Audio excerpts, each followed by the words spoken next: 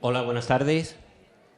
Primero agradecer a las compas y a los compas que hacen posible que hoy tanta gente estemos aquí, que hemos venido de muchas localidades de Andalucía y, lógicamente, a Marinaleda, que nos hace sentirnos en nuestra propia casa. Muchas gracias a todos esos compas porque poner esto arriba es un trabajo arduo, son muchos meses, etcétera. Con lo cual, un aplauso para estos compas que se lo han currado.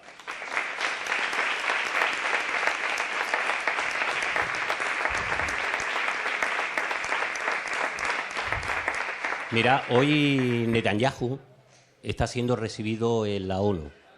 Parece que en esos lugares, que son los que mandan nuestra vida diaria, pues los genocidas, los asesinos son muy bien recibidos. Yo me quedo con que hay una resistencia del pueblo, que no estamos dispuestos a que eso sea así, que vamos a seguir día a día en las calles luchando por señalar quiénes son los asesinos, quiénes están matando a todo un pueblo y que nos van a tener siempre de frente. Y eso somos también Adelante Andalucía y la gente de toda Andalucía, que seguro que no se anda adelante también los van a tener enfrente.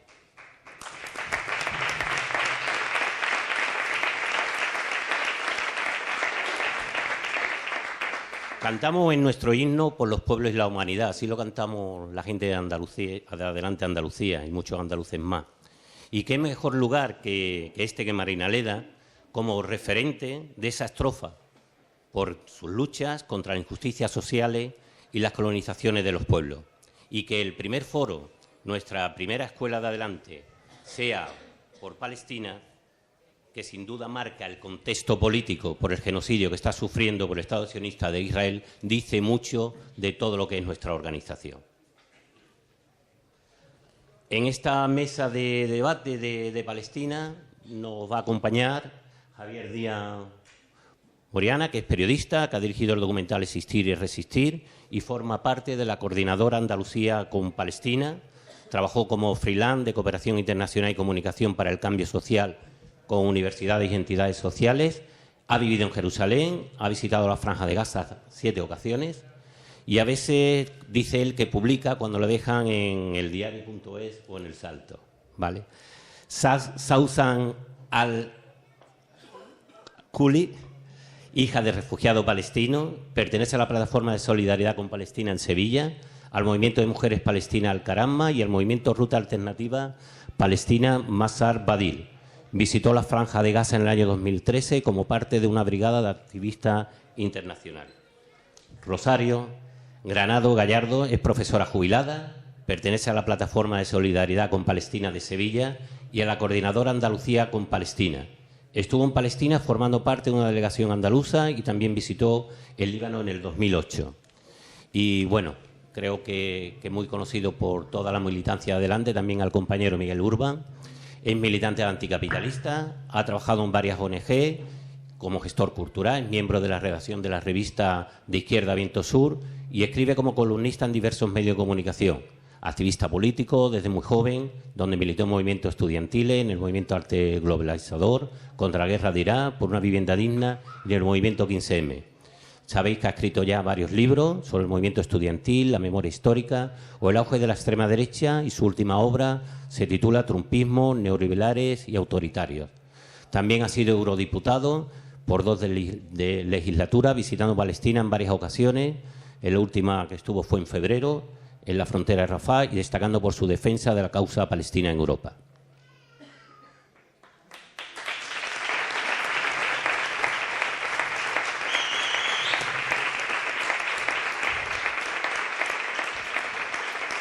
Y yo soy compañero vuestro, militante de Adelante Andalucía. En estos momentos soy portavoz de Adelante Jerez y soy activista de la plataforma Jerez con Palestina y el Sahara.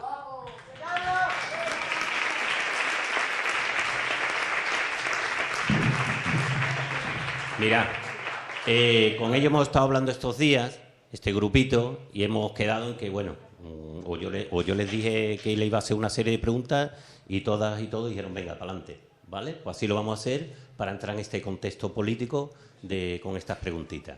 La primera es para ti, Miguel.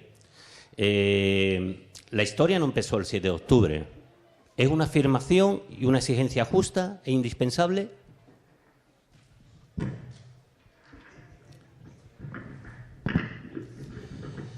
Yo creo que es fundamental combatir la idea del tiempo, de cuándo empiezan las cosas, del contexto político que muchas veces se quiere obviar. Y yo creo que hay tres elementos sobre el tiempo en el conflicto en Palestina que yo creo que son fundamentales. La más novedosa, la más moderna, podría ser todo empezó el 7 de octubre. Una forma de borrar 75 años de ocupación y de apartheid sobre Palestina.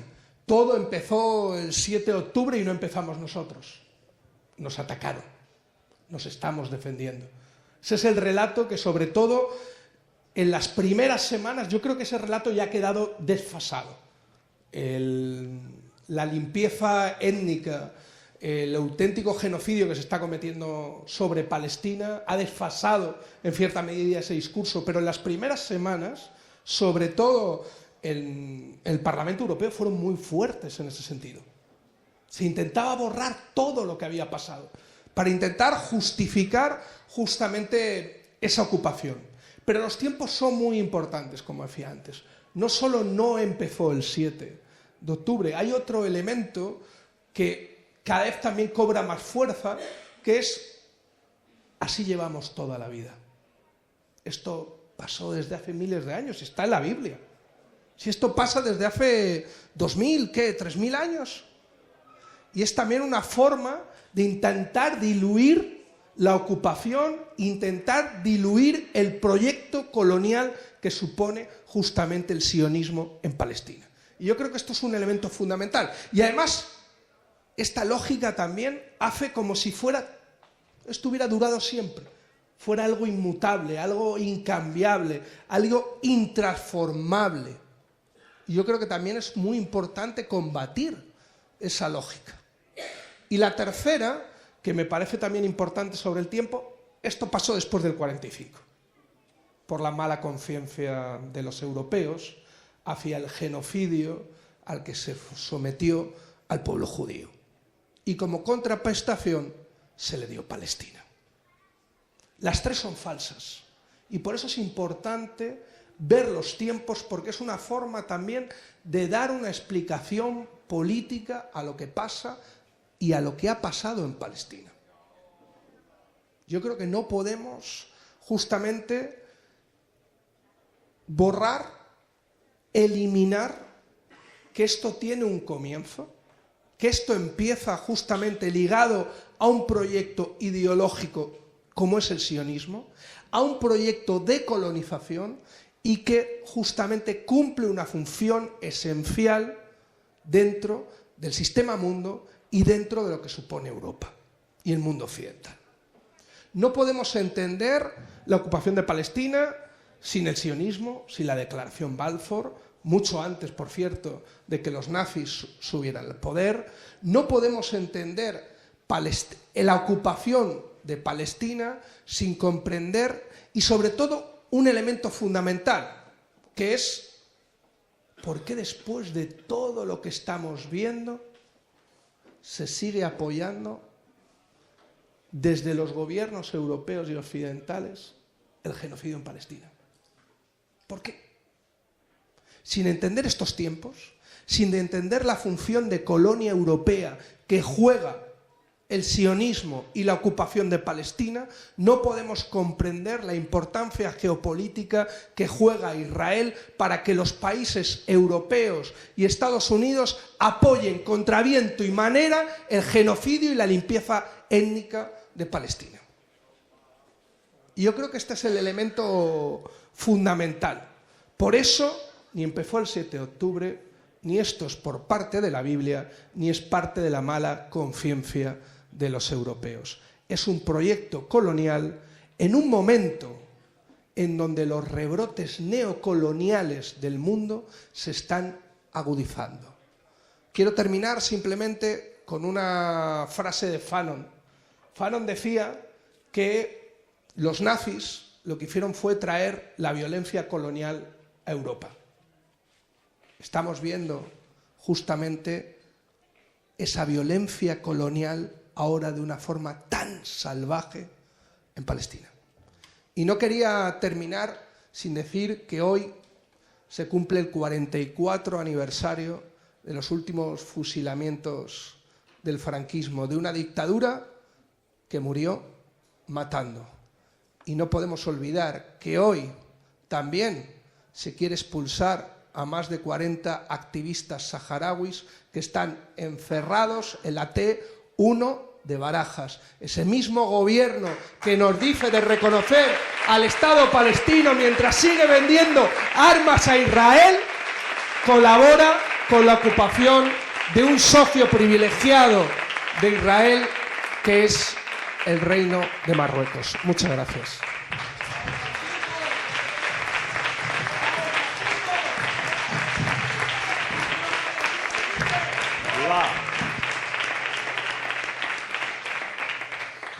Sausan, siguiendo lo que decía Miguel y sobre el 7 de octubre, a un año de la acción de Hamás, ¿cuál entendéis que era lo que Hamás pretendía con esa acción armada? ¿No era totalmente previsible que en algún momento se produjera un estallido de violencia, en particular en la Franja de Gaza? Bueno, buenas tardes a todos y a todas. Por supuesto que era previsible, y no solamente era previsible, sino que además fue una acción de resistencia legítima, ¿no? Es importante en el contexto de propaganda sionista que estamos viendo todos los días en los grandes medios de comunicación de masa, cómo nos hablan de grupos terroristas, ¿no? Nombrando sobre todo a Hamás, pero tenemos que recordar también, y perdonar el inciso, que Hamás es un grupo de resistencia más. Es cierto que ahora mismo es el que tiene más significancia dentro de la Franja de Gaza, porque es quien gobierna la Franja de Gaza, pero tenemos que recordar que hay muchos otros grupos de resistencia armada en Palestina, no solo en la Franja de Gaza, sino también en Cisjordania. En total son unos 12 grupos aproximadamente de resistencia armada, pero aquí siempre se habla de Hamás, ¿no? En los grandes medios de comunicación. Y como decía, tenemos que combatir ese discurso de la palabra mágica, ¿no? Que parece que se dice esa palabra mágica, entre comillas, que es grupo terrorista, ¿no? Y a menudo nos olvidamos, o más bien se quiere hacer obviar o se quiere hacer ignorar a la gente que la resistencia armada es absolutamente legítima, que está reconocida por una resolución de las Naciones Unidas, concretamente la resolución 3070, que viene a decir que la resistencia es legítima por todos los medios, incluido la resistencia armada, cuando hay injerencia externa y colonialismo. Por tanto, tenemos que hacer énfasis, normalizar las acciones de resistencia, insistir en que no estamos hablando de actos de terrorismo, sino que estamos hablando de actos de resistencia absolutamente legítimas, ya sean armadas o de cualquier otra índole. Por tanto, sí era previsible. Recordemos que la Franja de Gaza está sometida a un bloqueo criminal por tierra, mar y aire desde hace ya muchísimos años, concretamente desde el año 2007. En la Franja de Gaza no puede circular ni personas ni mercancías si no es con el beneplácito de Israel, y por tanto aquello es una olla a presión que ha estallado y que tenía que estallar y que tarde o temprano lo iba a hacer. Entonces, por supuesto que sí, que era previsible. Lo que entendemos que esta acción de resistencia por parte de los grupos palestinos de combatientes ha tenido una repercusión brutal, ¿no? Como hemos visto, como estamos viviendo desde hace un año.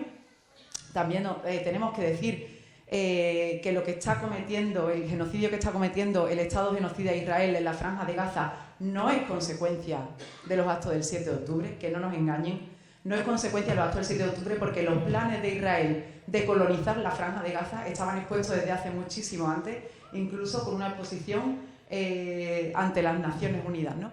Entonces, los actos del 7 de octubre no fueron el preludio al genocidio en Gaza. Y también tenemos que recordar que el genocidio, aunque está viviendo un momento brutal y terrible desde hace un año, pero el genocidio se está cometiendo en toda la Palestina histórica desde la creación del Estado de Israel, incluso desde décadas antes de la creación del Estado de Israel en 1948. Muchas gracias.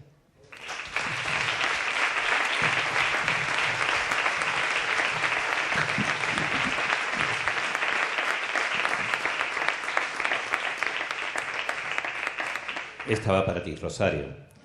¿Qué hay de antisemitismo en la acción del 7 de octubre? Porque parece que es lo que pretende la llamada comunidad internacional, conseguir machacando ese mensaje. ¿Qué ves tú en eso? Bueno, buenas tardes. Vamos a ver, antisemitismo hoy en día es un pretexto para perseguir la solidaridad con Palestina. Eso es lo que estamos viendo hoy en día. Hay una cantidad muy grande de periodistas, de gente que hacen comentarios, incluso de profesores, de organizaciones que están sufriendo la persecución, sufriendo la represión, multas en Europa, cárcel, una persecución brutal, al ser acusadas de antisemitismo. Bueno, esto es una manera, es un invento. La palabra semita viene del ámbito de la lingüística, se refiere a las lenguas semita o lengua semítica, no tiene nada que ver con otra cosa. Era, bueno, pues el arameo, el hebreo, el árabe, el cananeo y todas las lenguas que había en esa zona, y muchas de ellas lenguas muertas, y solamente se usaba la palabra semita o semítico para referirnos a esas lenguas semíticas, que en la universidad se estudiaban así, las lenguas semitas. Bueno, es en el 19 cuando ya empieza ese proyecto colonial de construir un Estado para los judíos en la tierra de Palestina. Es entonces cuando se empieza a hablar de antisemitismo. Se empieza a hablar entonces de antisemitismo, antes era antijudaísmo, pero a partir del 19, con el proyecto sionista, se empieza a hablar de antisemitismo. Como víctima, evidentemente ha habido persecuciones antijudías fuertes durante la Edad Media y en otras épocas, lo sabemos perfectamente, pero el papel de víctima se acentúa y se hace más hincapié. Yo estuve, porque hay un problema grave, y es que la definición de antisemita, que tendría que ser también para los palestinos, porque los palestinos son semitas, los palestinos son semitas, pero esa definición se atribuye solamente para los judíos, no para los árabes, no para otros pueblos, solamente se atribuye a los judíos. Bueno, pues esa definión, que ya estaba asumido por el diccionario y asumido por toda la comunidad y en toda Europa y en todo el mundo, va a sufrir un cambio, y es que los judíos de Israel, los sionistas, van a ir haciendo presión, una presión fuerte para cambiar el sentido de la palabra antisemita. Y ya no es el antisemitismo contra el judaísmo, no se entiende que son actos, palabras, hechos contra los judíos, sino que en la nueva definición es contra Israel, es decir, que se hace extensivo a Israel. Luego, criticar la postura, la política, criticar a Israel, eso ya es delito de odio. Fijaros la barbaridad que supone. Es decir, que si tú no estás de acuerdo con la política que está llevando Israel, tú criticas la política de Israel, te dicen que eres antisemita. Eso es una barbaridad, porque no tiene nada que ver. Bueno, pues eso es lo que está pasando, y eso lo están sufriendo todas las organizaciones pro-palestinas. Fue aprobado por el Parlamento Europeo esa nueva definición, pero además ha sido aprobado por el Parlamento de España. Es decir, que en España nuestro Parlamento también tiene aprobado que el antisemitismo es criticar o de alguna manera denunciar la política de Israel. Aquí, afortunadamente, todavía no estamos teniendo los casos graves que sí hay en Europa, pero aprobado está, lo que quiere decir que en cualquier momento se nos puede aplicar también, ¿vale? Entonces, eso está aprobado por el Parlamento, y lo tenemos ya. Y esperemos que de momento estamos ahí aguantando, pero hay mucha represión, mucha persecución contra el movimiento de solidaridad con Palestina. Y eso hay que saberlo también.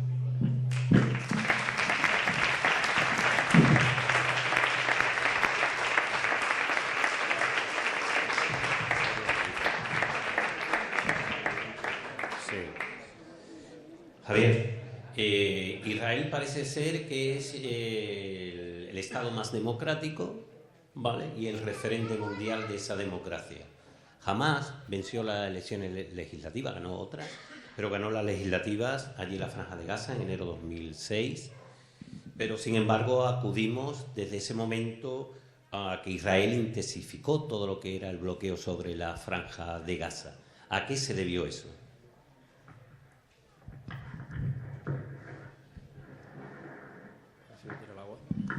Bien, vale, que hemos tenido un momento de boicot sionista, justo en el momento en el que estaba hablando de eso. Bueno, yo antes de nada, muchas gracias, da gusto ver a tanta gente, gracias a Teresa que nos invitó al acto, a la coordinadora. Bueno, también para mí es un lujo estar aquí con Miguel Urbán. Bueno, voy a la pregunta, ¿vale? Y luego, si no os parece mal, hablamos un poquito de todo lo que hemos hablado, ¿no? Bueno, como todos sabéis, o si no, pues vamos a intentar hacer un poco de memoria. Hamás se presenta a las únicas elecciones que ha tenido Palestina como protoestado en el año 2006 y las gana. Y las gana además con una supervisión de Europa, de los Estados Unidos. Son unas elecciones limpias que la gente decide votar libremente a esta opción política. Una opción política que, como sabéis, bueno, está de alguna manera vinculada con los hermanos musulmanes, que ganaron también las elecciones democráticas, ojo, en Egipto, ¿vale? Y que llevó al poder al primer presidente elegido democráticamente en Egipto, que luego fue derrocado por un golpe de Estado. Pues ellos ganan las elecciones y, evidentemente, a Europa no le gusta que ganen las elecciones libremente justamente aquellos que considera sus enemigos, ¿no? O al menos que no iban a seguir sus planes, ¿no? Y por lo tanto, si no aceptaban, y este era el requisito para ser aceptado por Europa, si no aceptaban el reconocimiento del Estado de Israel, ojo, en un Estado colonial que había ocupado sus tierras, que había expulsado a su población, y jamás, evidentemente, no lo hizo, pues de alguna manera no reconocieron esas elecciones, y eso conllevó pues una lucha fratricida también por parte de las otras facciones palestinas, de Fatah, etcétera, entre los propios hermanos palestinos, ¿no? El resultado al final es que Hamás gobierna la Franja de Gaza, pero no gobierna en el resto del Estado palestino, a pesar de haber ganado las elecciones. Desde entonces no se han convocado elecciones, ha habido algunos intentos, pero todas las encuestas siempre han arrojado una victoria de Hamás y una victoria y una subida de otras facciones políticas palestinas que no comulgaban con esas pretensiones de Occidente y evidentemente tampoco de Israel, ¿no? Y esto es clave entenderlo porque la Autoridad Nacional Palestina, sobre todo en los últimos años, ha actuado de facto como un gobierno de Vichy. Y esto hay que denunciarlo también. Hay que denunciarlo ante los propios palestinos. No es la primera ocasión que los palestinos intentan no solo impulsar una tercera intifada contra Israel, sino impulsar una intifada contra su propia autoridad porque está colaborando con los crímenes de Israel. Está sometiendo de la misma manera a través de los acuerdos de cooperación, a través de los acuerdos de seguridad, porque los acuerdos de Oslo no es solo un acuerdo, son varios acuerdos. Y uno de los más denunciados por los propios palestinos son los acuerdos de seguridad. Esos acuerdos de seguridad implican que la Autoridad Nacional Palestina no va a ir nunca en contra de Israel cuando entra, cuando detiene, cuando masacra, cuando bombardea a sus propios ciudadanos.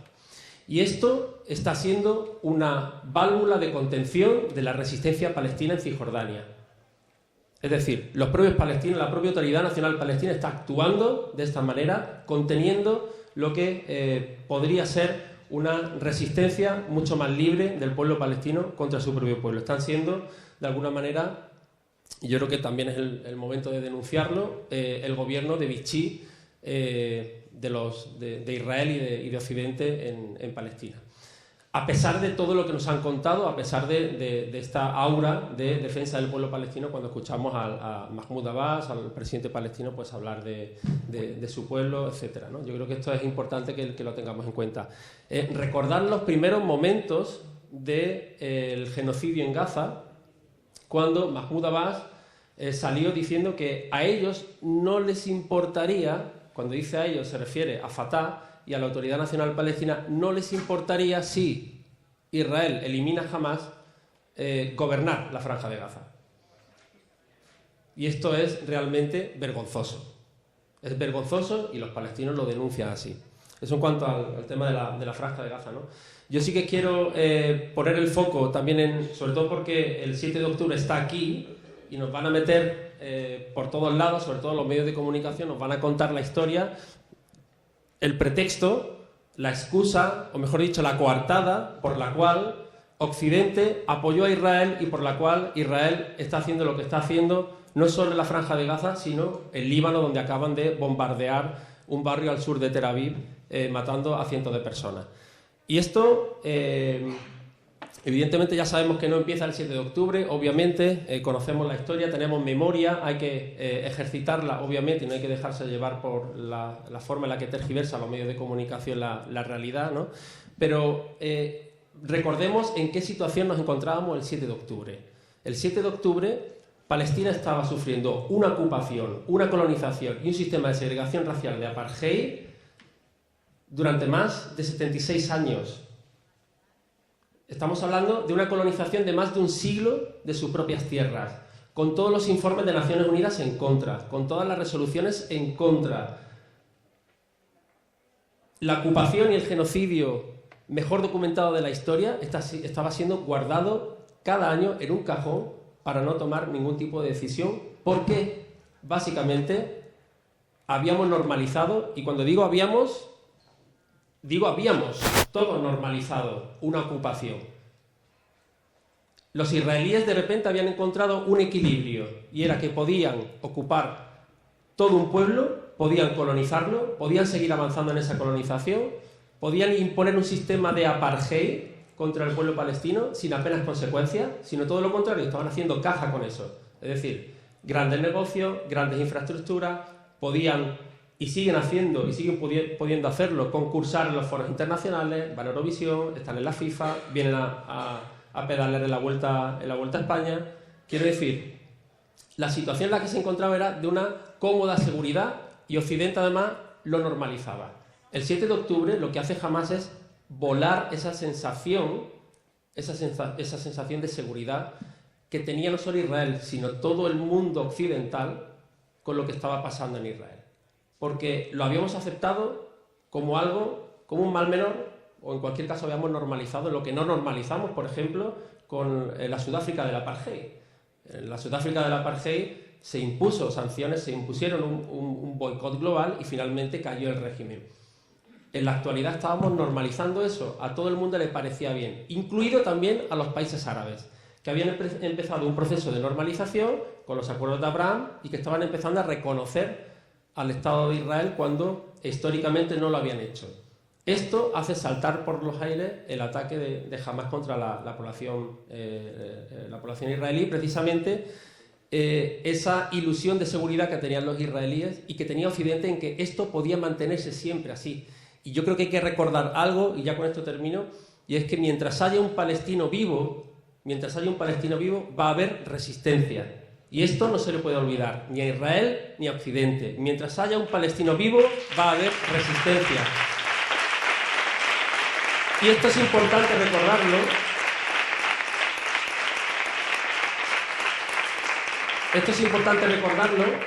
Porque durante muchos años se había enterrado esta posibilidad también para los propios palestinos. Cuando íbamos a la Franja de Gaza, cuando íbamos a Cisjordania, nos decían, es que no podemos ni siquiera resistir a la ocupación.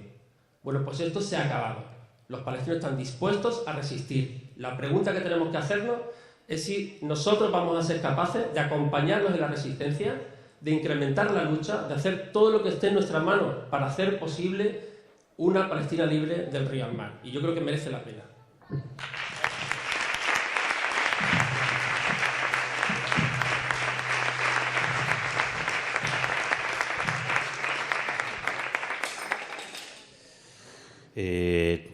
Tengo que cortar un momentito el debate porque hay un coche que se ha dejado la luz encendida. Un Seat Ibiza 9509 HPN. Por si... un Seat Ibiza... Ya está, ¿no? Bueno. Seat Ibiza blanco. Ya parece que están. Vale. Sausan, tú como hija de refugiado palestino, ¿cómo ves la postura de un gobierno como el del Estado español, ahora mismo de PSOE Sumar, y si entiende que eso es una postura de complicidad?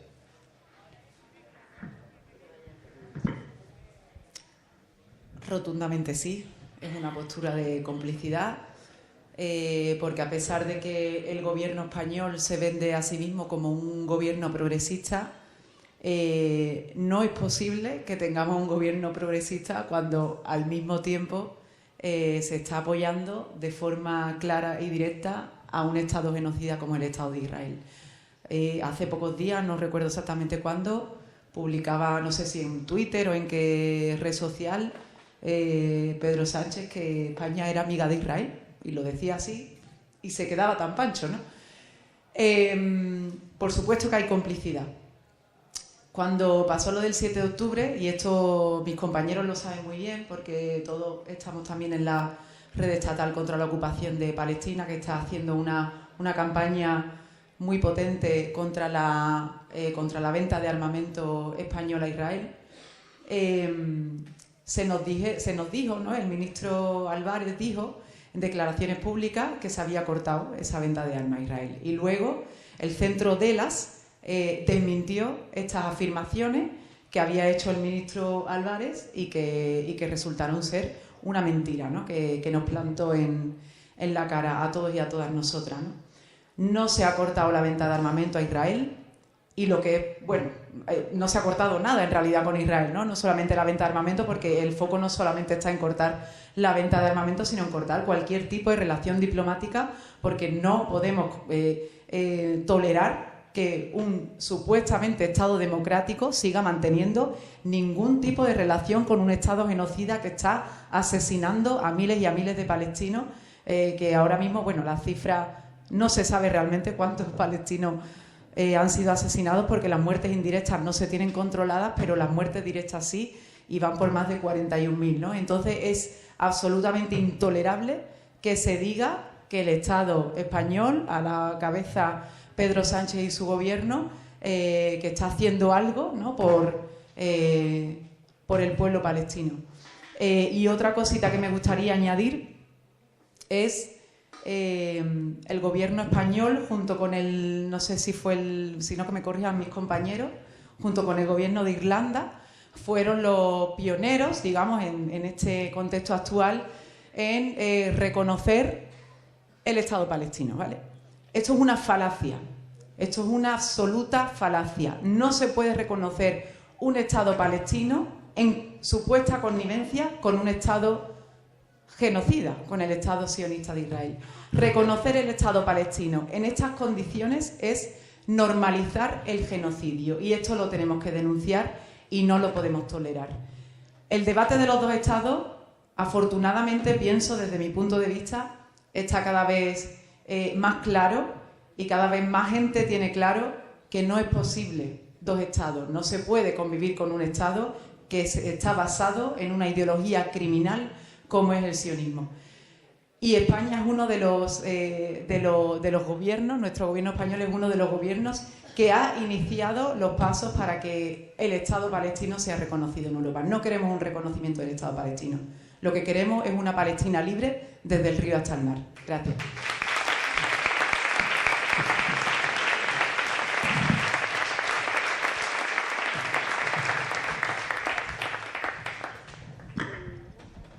Rosario, tú que has estado en el Líbano, ¿vale? ¿Qué crees tú que pretende con la escalada de atacar el Líbano, Israel? ¿Cuándo va a parar Israel? ¿Y hasta dónde le va a permitir Estados Unidos?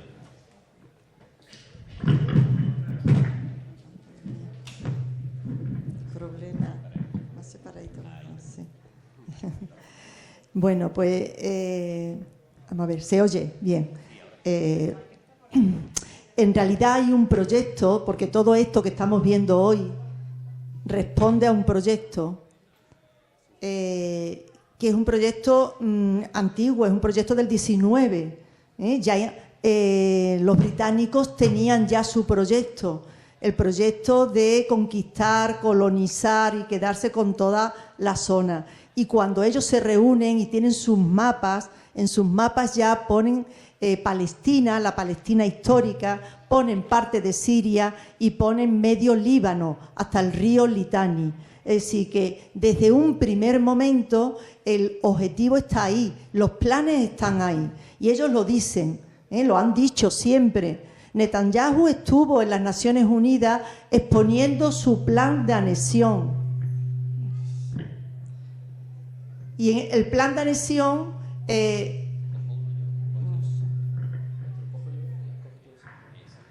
Bueno, vamos a ver. En ese plan de anexión ya tenía parte del Líbano y parte de Siria, incluso tenía también parte de Egipto. Es decir, ese es el proyecto y es el proyecto que se está llevando a cabo, evidentemente con todas las matanzas que estamos viendo, con lo que es la desposesión y el robo de la tierra, de las propiedades, porque este proyecto de colonización, a diferencia de otros, pues lleva consigo lo que es la limpieza étnica de la población autóctona. Entonces, hasta el río Litani lo tienen ellos previsto y está ahí. Ahora hay un ascenso del fascismo, lo estamos viendo. Israel tiene un papel importante también en este ascenso del fascismo. Y están de alguna manera aprovechan las coyunturas. Y bueno, pues quedarse con Gaza han visto como negocio también, porque lo hemos visto, se ha dicho aquí ya, el negocio de la guerra, y el negocio de la guerra debe continuar. En realidad Israel es un Estado que surge con la guerra, que se alimenta de la guerra, que ha mantenido la guerra todo este tiempo y que va a seguir manteniendo la guerra. Lo va a seguir porque está así y es lo que lo mantiene. Es, por una parte, el negocio económico, es la ideología y es el proyecto de acabar en parte también con la cultura y con el mundo árabe. Cuando hablamos de genocidio hay que hablar también de genocidio cultural, de etnocidio, de manera que esa parte del mundo árabe está sufriendo un etnocidio. No sé, me voy a ir un poco, pero me parece importante resaltarlo, porque por supuesto que lo fundamental son las víctimas, las personas, la muerte, ¿no? Los crímenes, eso es lo fundamental. Pero cuando se habla qué es lo que se pretende, bueno, pues está claro, desde los primeros bombardeos van contra todo el patrimonio cultural, el patrimonio monumental totalmente destruido, las universidades destruidas, las bibliotecas destruidas, los archivos destruidos, todo el paisaje destruido. La destrucción es total, es arrasar con todo y arrasar con los libros también. Se han destruido una cantidad enorme de libros antiguos, libros que pasaron ya la época de las cruzadas, que pasaron la Primera Guerra Mundial, que pasaron la Segunda Guerra Mundial y hoy están destruidos. Es decir, la destrucción es total. Y la destrucción y el plan que ellos tienen es hasta el río Litani. Lo han dicho, lo están diciendo y no tienen complejo en decirlo, ¿vale? Entonces, se le permite, bueno, pues ya en parte la continuidad, ¿no? Porque no tiene frontera. El Estado de Israel no es un país no es un Estado con unas fronteras definidas. Además, como ellos no tienen complejo, están utilizando los mismos términos que los nazis, porque están hablando del espacio vital y dicen que ellos necesitan más espacio vital. Es decir, que pues no tienen complejos, se les está permitiendo. Estados Unidos y Europa pues lo están normalizando, como se ha dicho, es normal, y se le permite, se le da luz verde, se le da carta blanca para que lo hagan. Entonces, el sur del Líbano está también en ese proyecto. No sé si había otra pregunta más, pero bueno... es eso. Ahí estás, ya termino, las Naciones Unidas que tienen militares y están los españoles, es decir, allí hay, que eso es un tema importante también, que es el tema que todos nuestros presupuestos de todo lo que estamos pagando, pues cada vez tenemos menos servicios públicos, pero cada vez se está desviando más dinero para las armas, para el ejército, para aventuras militares, para ofensivas, porque no son defensivas, porque nuestros soldados están en África, nuestros soldados están en Oriente, nuestros soldados están en Lituania, y están en Bulgaria, y están en Rumanía. Allí tenemos a nuestros soldados, y eso cuesta un dinero, que el dinero está saliendo evidentemente de donde únicamente puede salir, de los presupuestos generales, de los presupuestos que pagamos todos, y está yendo para las armas. Entonces, ese negocio se está manteniendo también, pues eso, con una guerra que en principio no va a tener unas fronteras delimitadas, sino que va a seguir, y las intenciones son esas, ¿no? Son de mantener el negocio de las armas, porque además está vendiendo mucho. Es decir, esto, todo el periodo de genocidio, desde el 7 de octubre, Israel está vendiendo armas, y está vendiendo muchas más armas de las que vendía antes, porque como tienen a los palestinos como un laboratorio, de manera que están probando. Ya pasó en el 2012, en los bombardeos del 2008 y en el 2012, probaron drones nuevos que lo vendieron fantásticamente, porque les fue bien. Porque dicen, nosotros tenemos las armas y las hemos comprobado, están testadas y están comprobadas que funcionan, que valen, ¿no? Y ahora están probando nuevas armas. Y esas nuevas armas pues ya se están poniendo también en esa guerra que se extiende al Líbano y que se extiende a Siria. Entonces ellos siguen probando esas armas. También hay, decía Petro, el presidente de Colombia, decía estos días atrás, cómo todo esto también va dirigido a los pueblos que luchan, como diciendo, fijaros el poder que tenemos, fijaros lo que nosotros podemos hacer, para que sirva como un ejemplo para aquellos otros pueblos que se quieran levantar, que se quieran mover, que quieran luchar por un futuro mejor. Aquí es una demostración también de que ellos tienen el poder, de que son los poderosos y de que pueden. Entonces, Petro lo anunciaba también como esta nueva escalada hacia el Líbano, era diciéndole a los pueblos, tened cuidado porque nosotros no tenemos miramiento y podemos continuar, que de hecho, pues bueno, ahí está desde luego lo que se ha dicho aquí también, pues la resistencia del pueblo palestino y la resistencia de otros pueblos, y que evidentemente, como ha dicho él, pues mientras los palestinos van a seguir resistiendo, y la resistencia va a seguir, por supuesto, eso está claro.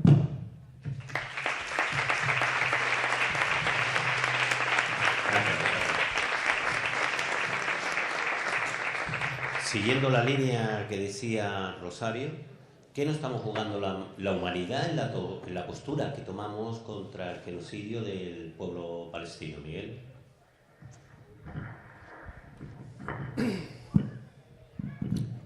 Yo creo que es importante, y lo intentaba hacer en la primera intervención, que enmarquemos el conflicto de Palestina en un momento de agudización de las tensiones interimperialistas y de las tensiones de los nuevos proyectos de recolonización del mundo. Y la violencia que estamos viendo, yo creo que no la podemos desligar justamente de esos rebrotes neocoloniales que se están viendo de una forma tan clara en Palestina, y que son la expresión también de cómo está saltando por los aires todo el sistema de gobernanza liberal tal y como lo conocíamos después de la Segunda Guerra Mundial hasta ahora. Y yo creo que esto no es una cuestión menor, sino es una cuestión de época. Yo creo que no es exagerado decir que la causa ahora mismo de Palestina es la causa de la humanidad. ¿Por qué? Porque en la victoria de Palestina nos estamos jugando la seguridad y la paz del mundo.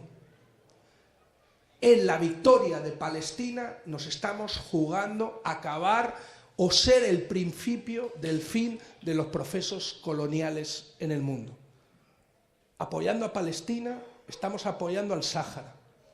Apoyando a Palestina, estamos apoyando al pueblo kurdo. Apoyando a Palestina, estamos apoyando a los pueblos africanos que se vuelven a levantar contra los proyectos coloniales. Y yo creo que por eso es tan importante redoblar una mirada internacionalista justamente de apoyo a la resistencia armada y no armada del pueblo palestino. Y creo que hay que decir una cosa alto y claro. Israel ha perdido. Israel ya ha perdido. La cuestión no es si va a ganar o no, porque ha perdido. La cuestión es cuánto tiempo y cuántas muertes va a costar su derrota. Esa es la cuestión fundamental. La economía de Israel está colapsando. La sociedad de Israel está colapsando. Las universidades israelíes están colapsando. En todos los procesos coloniales, los últimos coletazos de la colonia siempre son los elementos más mortíferos, más asesinos y más despiadados. Y eso es lo que estamos viendo ahora. La intención de atacar el Líbano no solo es una cuestión de expansión territorial, sino es un intento de huida hacia adelante para poder salvarse de la derrota.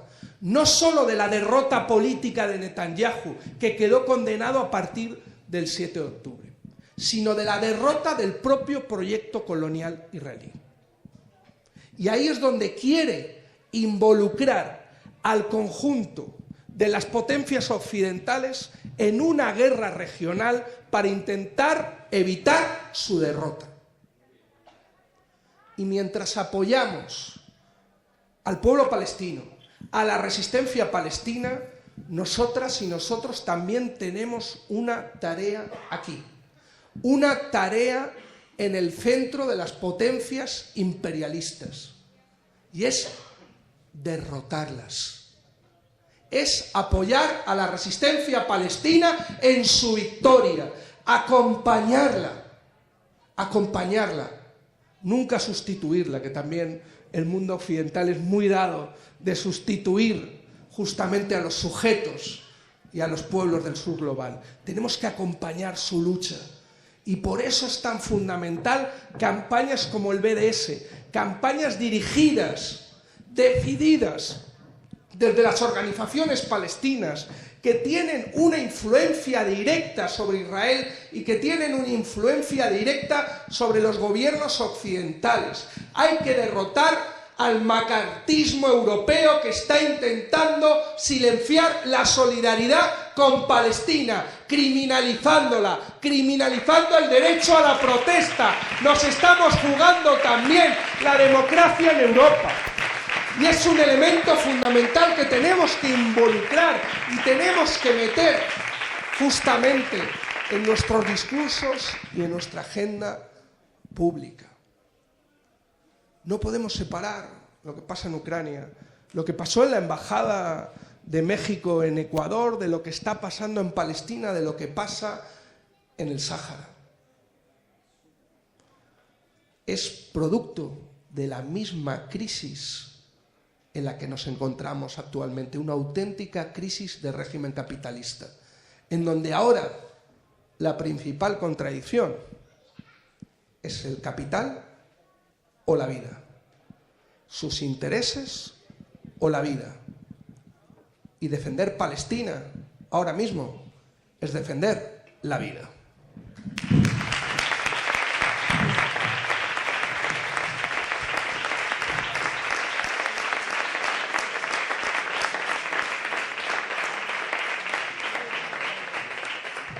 Tenemos que ir terminando, y entonces Javier, como forma parte de la coordinadora también andaluza palestina, para finalizar, ¿qué tenemos que hacer el pueblo andaluz? ¿Cómo nos tenemos que organizar ante esta resistencia con las potencias imperialistas? Un pueblo que además sufre aquí en nuestra tierra al gran autor de que el gobierno de Israel siga para adelante, como es Estados Unidos, con la base de Morón y la base de Rota. Bueno, ¿me escucháis bien? Sí. A ver, yo antes hemos estado hablando precisamente del tema de armas, ¿no? Y Sausan ha dicho bien claro que el gobierno es cómplice, ¿no? Bueno, yo quiero leer algunas cifras para que veáis cuánto de cómplice nos hace el Gobierno con el actual genocidio. El Gobierno adjudicó contratos públicos para equipar a las Fuerzas Armadas y a empresas militares israelíes o sus filiales en España por valor de 1.000 millones de euros. ¿Cuándo se hizo esto? Cuando estaban lloviendo bombas sobre los niños en Gaza. No antes, que también, sino en el peor momento, en el momento más oscuro para la gente en Gaza. El Gobierno del Partido Socialista y de Sumar, no olvidemos eso nunca, vendieron armas a Israel y compraron armamento a Israel también. El 22 de noviembre, 237 millones, 168 sistemas de misiles contra carro Spike. El 15 de diciembre, lanzacohetes de alta movilidad Silam, por 576 millones. El 15 de abril, otros 207 millones. El 14 de noviembre y el 13 de diciembre, morteros Cardon por valor de $500.000 de euros. Suma y sigue, suma y sigue. Ya no solo son las mentiras de Álvarez, ya no solo son las mentiras de Pedro Sánchez, cuando estaba en sede parlamentaria diciendo que ellos ya ni compraban ni vendían armamento a Israel, sino que nos están metiendo de lleno en el genocidio. Están siendo cómplices y además intentando hacer una estrategia de maquillaje, que es lo que estamos viendo, una gran campaña de marketing para aparecer ante Europa y sobre todo ante sus ciudadanos como el gobierno más pro-palestino de Europa. Y eso es lo que están consiguiendo con esa campaña. Hacemos todas las medidas, y lo han hecho, todas las medidas que no son eficaces para parar los pies a Israel, las han llevado a cabo.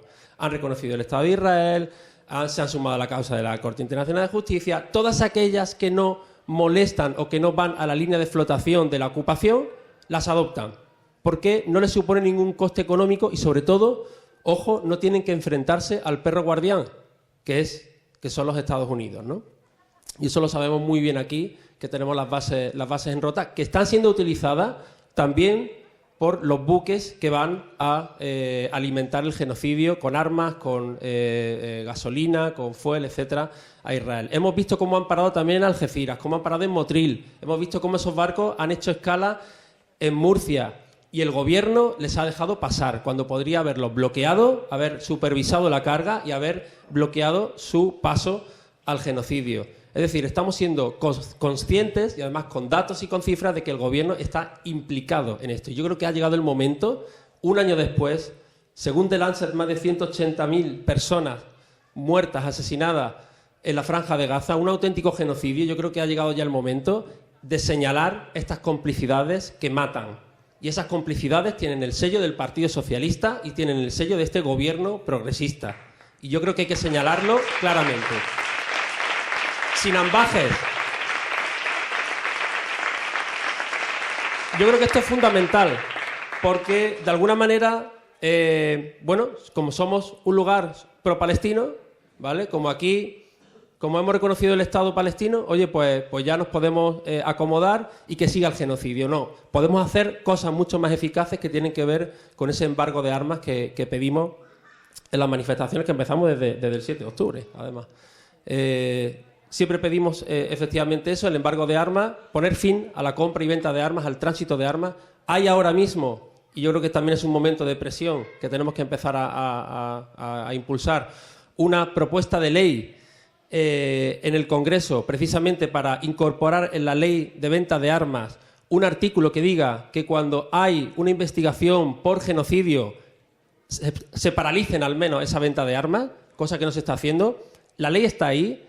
Lo que hay que pedirle al Gobierno es que cumpla la ley. Somos signatarios de la Convención contra el Genocidio, que nos impide, porque estamos ahí dentro, nos impide colaborar o contribuir de alguna manera. Y sin embargo, nuestras empresas siguen haciendo caja con el genocidio. Tenemos a la constructora de trenes CAF, que sigue haciendo caja con el genocidio, que sigue construyendo los tranvías y los trenes que van de una colonia a otra, posibilitando que la colonización sea fácil y sea posible en Palestina. Y por lo tanto, creo que no nos tenemos que dejar engañar por las tergiversaciones o por las campañas de marketing muy bien montadas, muy bien orquestadas por el Partido Socialista y también, obviamente, de las cuales se aprovecha Sumar. Yo creo que hay que empezar a señalar estas contradicciones, hay que empezar a hacerlo directamente y hay que empezar a mover a ese grupo de población. Yo he estado en charlas que me han invitado del Partido Socialista y cuando he dicho esto, los que estaban en mi mesa se han levantado, pero los que estaban ahí, los militantes, estaban alucinando que cómo esto era posible. Entonces yo creo que es el momento de empezar a hablar de esto, ¿no? De intentar, de alguna manera, bueno, ver esas contradicciones y hacerlas sacar a flote. Y sobre Andalucía. A ver, bueno, nosotros llevamos con la coordinadora toda la vida, ¿no? Yo creo que, bueno, Rosario, en fin, no sé de cuándo empezó, no sé en qué década empezó con la solidaridad con Palestina, ¿no? Pero sigue aquí al pie del cañón. Y la verdad es que es en fin, lo que hemos construido durante todos estos años, con diferentes fases, hay momentos difíciles, hay momentos fáciles, hay momentos, bueno, fáciles ninguno, ¿no? Pero hay momentos difíciles y hay momentos dulces en los que, a pesar de lo que está pasando, vemos que la gente responde, ¿no? Y que movilizamos a miles de personas en las calles con mensajes que todo el mundo entiende y que, de alguna manera, contrarrestan la narrativa que imponen los medios de comunicación. Y eso creo que es algo que tenemos que sentirnos orgullosos, ¿no? Cómo, a pesar de que nos presentan siempre al verdugo como víctima, y esto es una habitual de Israel, cómo nos presenta siempre Israel como si fuera una víctima a pesar del genocidio que está cometiendo, la gente tiene claro, porque la gente no es tonta, la gente no es una analfabeta mediática, la gente sabe porque empatiza con el dolor de las víctimas. Y eso es algo que nos hace humanos y que nos hace también salir a las calles para protestar a pesar de que nos dicen que las víctimas son los israelíes, ¿no? Y yo creo que esto es importante tenerlo en cuenta. Nosotros movilizamos a través de la Rescop, llevamos muchas campañas y una de ellas, luego si quieres hablamos más del tema andaluz y tal, pero bueno, en principio es eso, pero lo importante es poner el foco en qué podemos hacer, ¿no? Antes hemos dicho que hay que acompañar a la resistencia palestina en muchos ámbitos, la resistencia cultural, guardar la memoria, hablar de Palestina, hay muchas cosas que podemos hacer, pero Miguel ha dado la clave y yo creo que esto es importante subrayarlo, y es la estrategia de BDS. La campaña de boicot, desinversiones y sanciones, es el pilar en el cual los palestinos nos dicen qué podemos hacer desde nuestras capacidades. Y nuestras capacidades como individuales es boicotear los productos israelíes y también de aquellas empresas europeas, españolas, que colaboran con el apartheid, que hacen el apartheid posible y que hacen caja con el dolor de los palestinos. Eso es lo primero. Evidentemente, impulsar las sanciones. España debería de estar sancionando a Israel porque lo ha hecho con mucho menos con Rusia y con otros países. Y, evidentemente, las desinversiones. Pero es muy importante que nos grabemos a fuego que no vaya ni un euro a la ocupación, que no vaya ni un euro de nuestros bolsillos ni a la ocupación, ni a la colonización, ni al apartheid, ni al genocidio. Y esto es importante, nos los tenemos que grabar a fuego. Y cuando veamos un producto israelí en la cesta de la compra, o cuando veamos una empresa de seguros o una compañía como HP que provee de todo el sistema de vigilancia a los palestinos que hacen la vida imposible, tenemos que denunciarlo y tenemos que decirlo. Mira, perdona, es que no compro HP porque no colaboro con un Estado terrorista como es Israel. Y eso tiene que ser el día a día. Tenemos que ser activistas en el consumo, en las escuelas, en las AMPAs, en los coles. Quien vaya a la iglesia, en la iglesia.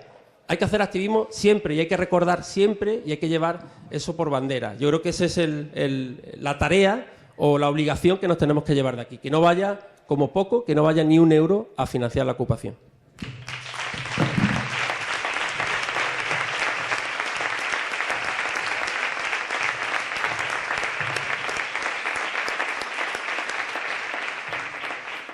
Bueno, casi no hemos ido ya de hora, nos hubiese gustado abrir un ratito de debate, pero es imposible, hay compañeras y compañeros ahí con todo el tema de cocina.